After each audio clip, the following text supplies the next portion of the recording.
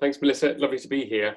We're just going to quickly introduce the Tudor Trust to you, and then I'm going to hand over to Jen and Annie to say a little bit about particularly how Tudor's been adapting its HLS-friendly approach within COVID.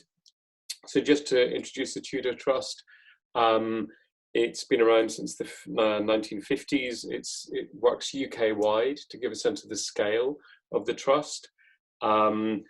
Last year, it gave away just under 18 million pounds to just over 300 organisations. About just over a third of the grants were to organisations that the trust had not funded before. So there's a kind of refreshing of the pot. But 86% of all the grants given went to core funding.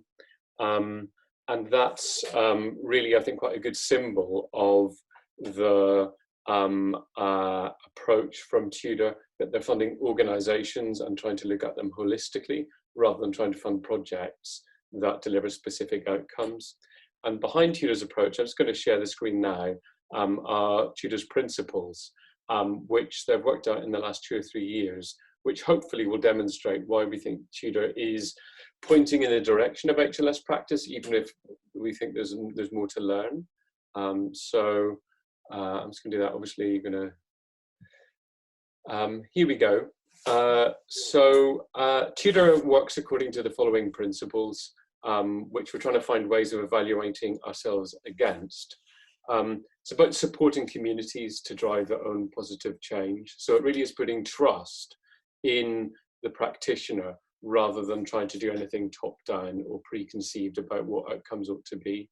Relationships are the foundation of everything the trust does, starting from a position of trust and trying to demonstrate that Tudor can be trusted. So having a sort of an attuned relationship with a lot of feedback loops, although that amounts to about 800 organizations at the minute at any one time.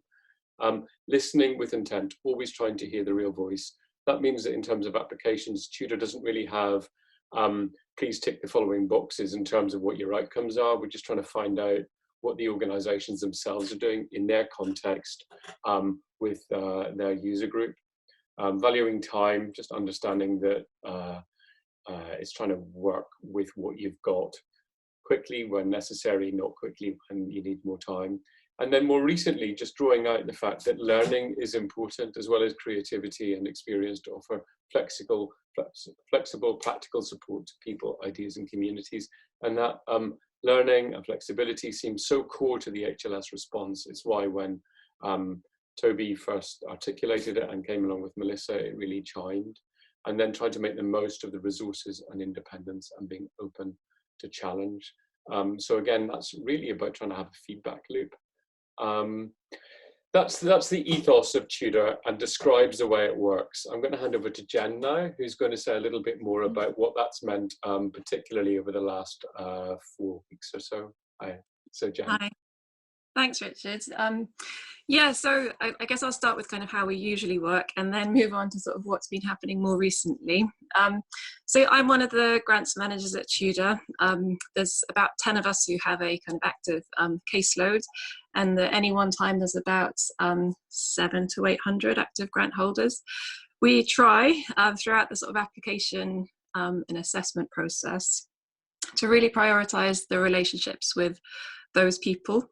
So what that means is that at first stage we try to sort of act quickly, again as Richard was saying, but once we've decided whether to take things forward into second stage, we spend a lot more time being relational. So that might mean visiting where possible, being on the phone and just kind of generally saying, here we are, we want to sort of learn from you. It's a tricky kind of balance because we're aware that there's a normal kind of funded organisation relationship that we're kind of trying to subvert a bit here, but we try to do it by sort of showing our human side and being there and sort of going along to meet people where we can. I think another thing that makes us a bit different is the relationship we have with our trustees. So at Tudor, the trustees are very engaged, so we get that support from them as staff members, but the trustees are really interested in sort of finding out as much as they can about the organisations too. They give a bit of themselves back by responding to the applications, and that sort of feedback loop kind of, we try to keep that going as much as possible. Most of our grants are made as core funding or salary grants rather than sort of specific project costs or being quite restricted funding. And I guess that just gives the message that we trust the organisations to use that funding as it's most needed. And yeah, there are some rare occasions where actually we want to put our neck on the line and say, no, we are funding this specific project because others might not, or because we see it's important. But on the whole, yeah, we're sort of trying to sort of demonstrate through the funding itself that we really trust in them. And again, when it comes to reporting, we don't have forms as such. We just want to hear and try to sort of tune into sort of what has been really happening that year.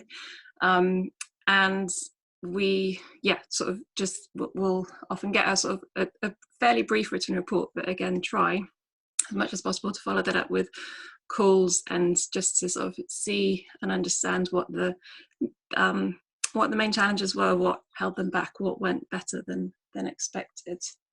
And I guess we hope that that kind of accountability goes both ways, and that we can learn from them as much as yeah, as much as they're learning from the work that they're doing. And that's, yeah, something that we could get better at, but something that we always try to do. The last few weeks have been a bit different for everyone. The sort of immediate response was to sort of just reach out to our grant holders and say, look, we're here, we're listening, we want to be as flexible as we possibly can. So there are sort of three types of support that we've been able to sort of offer within that. So the sum was a kind of immediate support offer of small grants of up to £2,000 just for any additional costs that they and their clients have. We've been giving some development grants, which are more about the organisation and what that organisation might need. So whether that's about improved technology or mobile phones or internet connections and things like that. And then the other thing, which is kind of the more, I suppose, more complex bit, which is taking a little bit longer to work out, is where we can flex the grants that we have available. So to everyone, there's a message: we're not going to push you on your reporting right now, and we know that things aren't sort of that, all of that isn't top of your list, but we're here to listen and to respond if there's anything we can do differently with our funding. So do you need to use it over a longer or shorter period? Do you need to use it for something else? All of those things. The second sort of major bit of that response is that we've decided that we are staying open to new applications. So while we're not kind of the emergency funder, and that's not really our role, we did make a contribution to the National Emergency Trust, recognising that the other distributors could be a better place to sort of distribute that kind of funding. We wanted to say to the sector, we know you need to exist long term as well, and so we're still open to new applications. So the challenges within this, I suppose we always work relationally, but we're now just doing that on a much bigger scale. And it's quite hard to have really deep and meaningful relationships with so many at the same time. On a sort of average month, you might have one or two organisations that are sort of in some sort of crisis or having a difficult time, but at the moment it's pretty much everyone. And so trying to sort of stretch ourselves and our resources clearly is tricky, and it can feel, I guess, both practically and emotionally, it's hard doing it this way, and sort of being, yeah, feeling that we're doing the best possible job whilst everyone's working under difficult circumstances is hard. We always have to say no to a lot of people. I think, as Richard flagged at the start, we get a lot more applications than we could fund. We have a very open process, so the success rate normally is about 10%, but now it's, yeah, we're having to say no more. And it feels harder saying no, and it feels harder to hear the no. So we're, yeah, I think that sort of people are starting to sort of feel the brunt of that. And the nature of our funding and the way we've always worked is that we're responsive and we respond, so it can feel hard to be to feel that you're strategic in those decisions, and to feel that you're always making the right decisions. We don't know and we can't know, but we're trying to make the best decisions in that moment and in response to what we do know.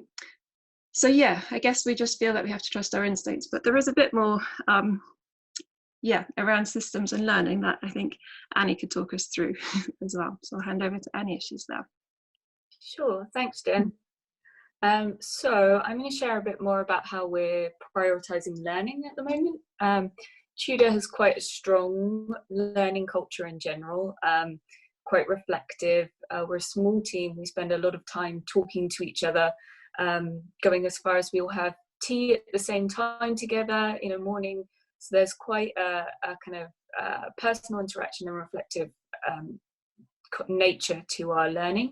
And our challenge was, how do we take that remotely? How do we adapt and evolve as an organisation? So what we had to, in the first few weeks, we all transitioned to working from home. We're very lucky we're able to do that. We adapted our processes for online working. We were a very paper-based organisation before, so that's quite a big adjustment for us. And we also had to speed up a lot of those processes. So while at the same time the processes were changing, there was a real demand and a need for us to be quicker in our response. So we were working through how we adapted and evolved there. But what we did find was, despite these challenges, we've been through this before. Tudor was a part of responding to the Grenfell Tower fire and a few others in previous years. And so there were challenges, but there was also a big kind of team response that we can do this, and we've done it before, and we're going to work through a way to respond for our grant holders, who are the ones who are at the front line of this crisis. So what I'm seeing in our learning is it's almost kind of split into two phases so far, and I'm interested to hear from everyone else if they're seeing something similar. So for the first month, we were just adapting our processes. There was so much we had to take online. The learning at that point was instantaneous. It was a lot of, does this work? What are we hearing? How do we respond? Needing to be quick. So during this transitional phase, it was a lot about just setting up processes, getting ourselves on systems like Slack, internal communications and external communications, making sure that we continue talking to each other, listening and learning, and then responding quickly. So the learning function, my job role as learning and communications manager, was a lot of facilitation, observation, bringing people together. We've now, Tudor, this might be a Tudor thing, but also maybe linked to the way, the government has said there were initially a 3-week lockdown. Tudor very much works in cycles. We've now gone through a month of Tudor and gone through all our processes online. We now know we can do grants meetings online. We know we can go through all our systems online. So we're kind of moving now into a different phase of being able to add in a few more active learning practices. I would say people now feel they have time, but what's interesting is I think we kind of had took a breath after the Easter break and felt like we were moving into having a bit more time. And then this week we've realized actually we're getting a lot more applications in. So we're trying to build in learning practices. We're trying to make sure those feedback loops are constantly there, and we're listening and we're hearing, while at the same time contending with a huge volume of work that's a lot higher than previously. So it's prioritizing our learning at the moment. Part of that is understanding and navigating the systems that we're part of. Tudor's understanding of system in general has always been through an open application process as a generalist funder, and understanding really learning and listening through each of the grant holders that we have. So it's always been one that we've been trying to work ourselves with. How do we understand the system we're part of, the system our grant holders are part of, and how that all comes together, and where we see ourselves. So at this time, what's been interesting is how we bring that outside in, how we understand the system we're part of, the other funders we work with, the organisations we work with, and then how we support the organisations we're working with to look at the system they're part of. How do they understand, in a rapidly changing context, the systems they're part of? Has it been easier or harder? What we're hearing is it's a really mixed picture. There's some organisations who've told us we're seeing some really great partnership working across the sector with local authorities. It's coming together. And we're seeing some who are saying, I feel like I'm working in isolation, I'm supporting my community, and I don't feel like I have that. So it's a real mixed picture. So we're understanding our role not as system steward, but being sensitive to the systems that we're part of in the organisations we work with are part of, and ultimately trusting them that they know how to navigate their own system, and then they can share back with us how we can support them and what they need. So just trying to think through the kind of active things that we've been doing to be better at this at the moment. We're collecting together what we're hearing from grant holders. We're trying to analyse that in a way that's systematic.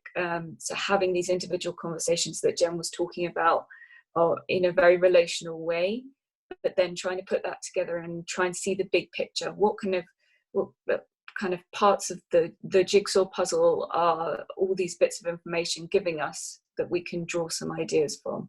We're staying open to new applications, as Jen mentioned, and that also gives us some insight into what's happening, what people are asking for and what they need. And we're also supporting new strands of work. A few grants for the kind of systems view work, and as well grants to organisations that really help us and others hear the real voice of people, of what they're experiencing, and especially people who maybe find it hard to have their voices listened to. So our challenge at the moment is almost being overwhelmed by the amount of inputs that we're getting in, and not having the time to understand them and see that big picture, but knowing how important it is to take a step back. So I'm going to hand back over to Richard to finish off.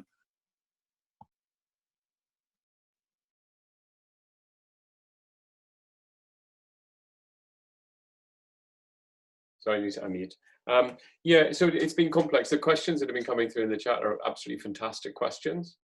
I don't know if we can answer those just now. We'll have discussion later on, I know, and I'll let Hannah and Melissa moderate that. But I think in some ways, and I wonder how other people are as well, there's been such a huge amount of learning, as Annie's said. It's too difficult at the minute, I think, to really be able to sift what will we not do again, or what are we definitely always going to be doing.